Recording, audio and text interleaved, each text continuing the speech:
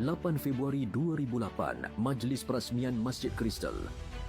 Pada hari ini dalam tahun 2008, Majlis Perasmian Masjid Kristal disempurnakan oleh Kebawah Duli Yang Maha Mulia Al-Wathiqu Billah Sultan Mizan Zainal Abidin Ibni Almarhum Sultan Mahmud Al-Muqtafi Billah Shah yang di-Pertuan Agong di Pulau Wan Man, Kuala Terengganu, Terengganu.